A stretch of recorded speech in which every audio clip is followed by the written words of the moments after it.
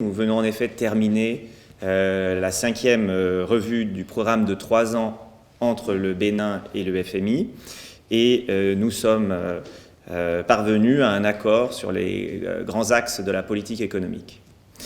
Les résultats du programme continuent d'être très satisfaisants. Tous les indicateurs de performance sur la première moitié de l'année 2019 ont été remplis. Le déficit sur le premier semestre a été plus bas que prévu et la mobilisation des recettes fiscales a été excellente. Pour ce qui est de l'économie, notre projection de croissance pour 2019 est de 6,4%, avec une croissance forte tirée par l'agriculture et le transport. Ensuite, une grande partie de notre discussion a été sur le projet de budget 2020 et sur un accord sur les mesures qui seraient sous-jacentes à ce projet de budget. Nous nous félicitons que les autorités aient décidé de cibler un déficit de 1,8% du PIB en 2020. C'est un déficit bas, un déficit qui est nettement en dessous du plafond régional de 3%. Nous nous félicitons également des efforts de mobilisation des revenus qui sont prévus pour l'an prochain.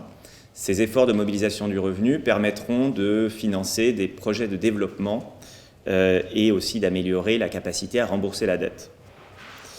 On a aussi noté que le ratio de la dette sur PIB était stable cette année, allait diminuer l'an prochain, ce qui est une très bonne nouvelle et ça découle de la très bonne,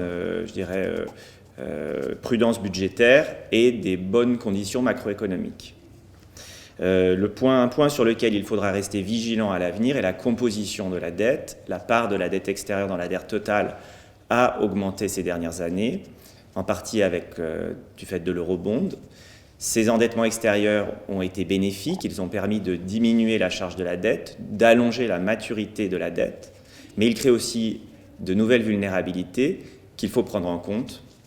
Et nous saluons les efforts des autorités pour mettre à jour leur stratégie de moyen terme de la dette et continuer les réformes dans l'agence de gestion de la dette publique.